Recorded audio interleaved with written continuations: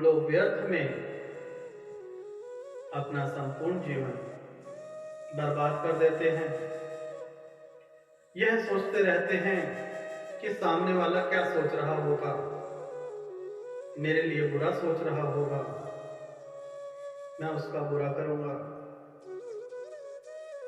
10-15 साल पहले भी कोई हमसे लड़ाई हो गई हो, किसी से कहा सुनी हो गई हो, परंतु हम अपने दिल में उसे ऐसे बिठा लेते हैं कि वह नासूर बन जाता है। किसी को कुछ नहीं पड़ी है सोचने की, परंतु हम अपना जीवन यूं ही बर्बाद कर देते हैं। एक बच्चे ने किस प्रकार से संपूर्ण जीवन यही बात सोच सोच कर बर्बाद कर दी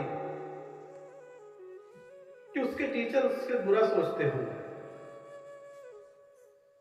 एक स्कूल की बात है, एक अमीर बच्चा रहा करता था उसमें।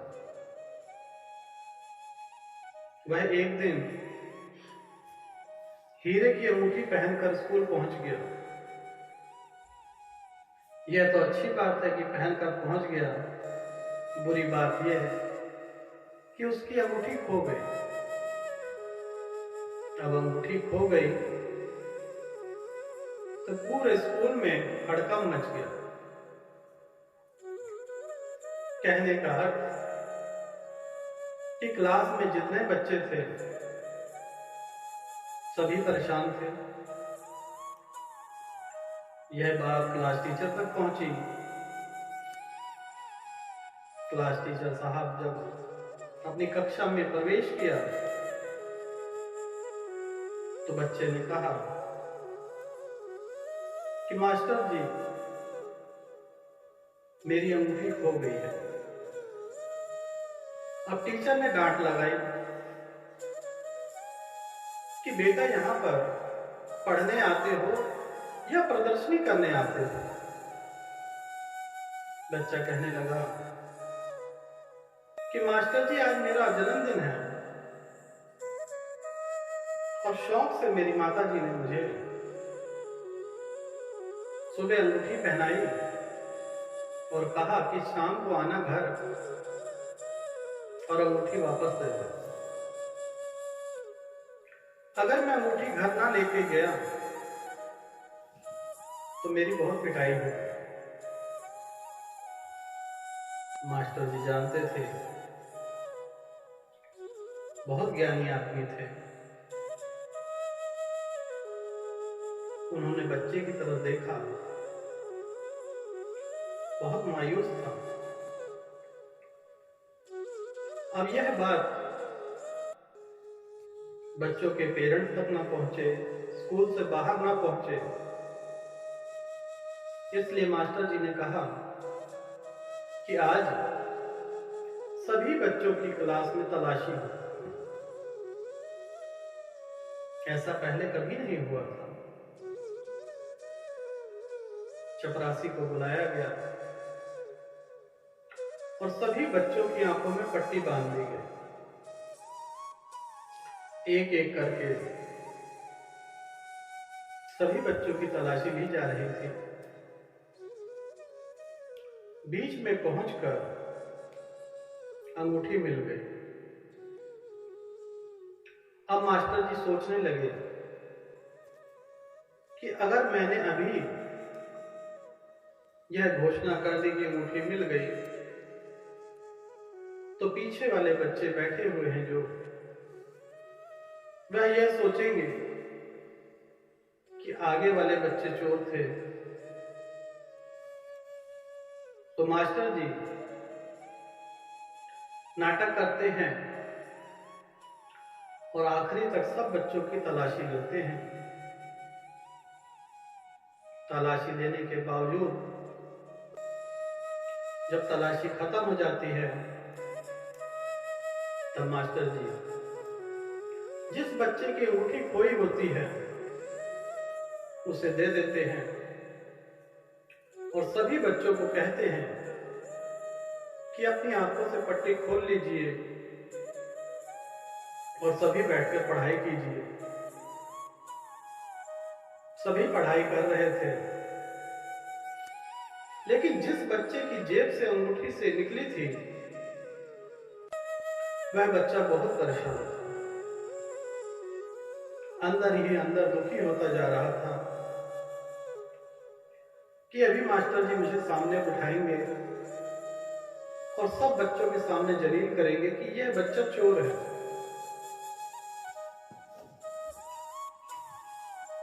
अगर मास्टर जी ने ऐसा किया तो मैं आत्महत्या कर लूंगा, किसी बस के नीचे आ जाऊंगा, परंतु अपना चेहरा किसी को नहीं दिखाऊंगा।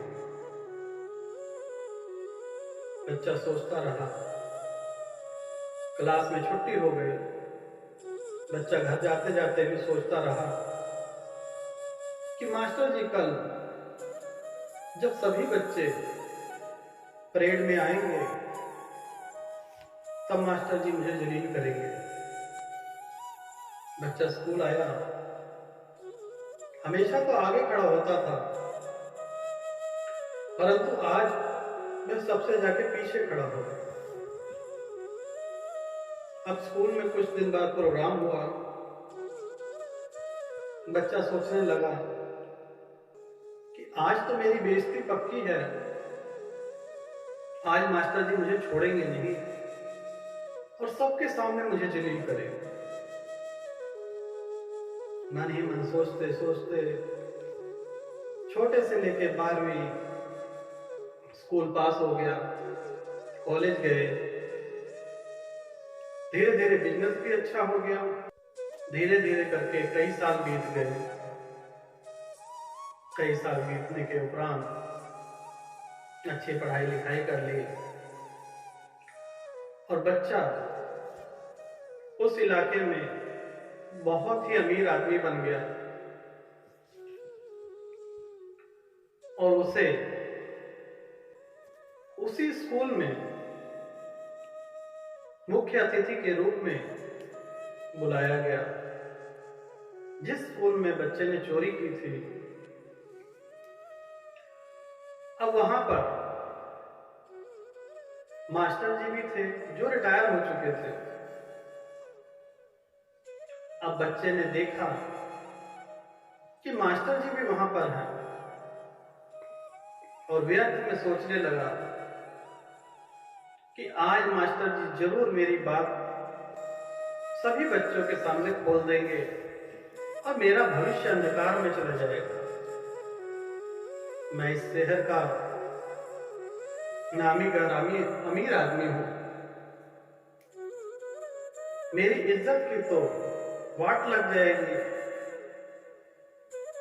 यही सोचते सोचते बच्चा मास्टर जी के पास गया, मास्टर जी को प्रणाम किया और मास्टर जी से कहने लगा कि मुझे आपसे 5 मिनट चाहिए, चलिए क्लासरूम में।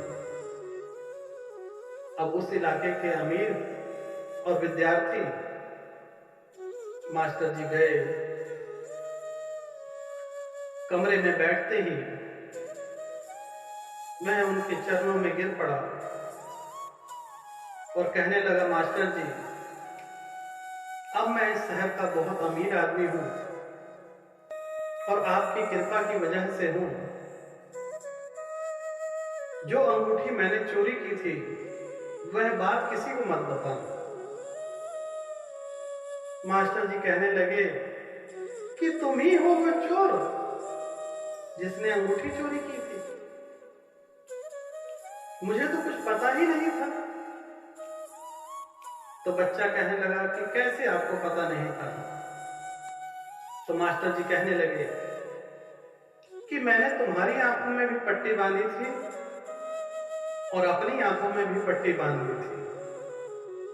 दोबारा से दंडवत प्रणाम करता है कि इतने महान गुरु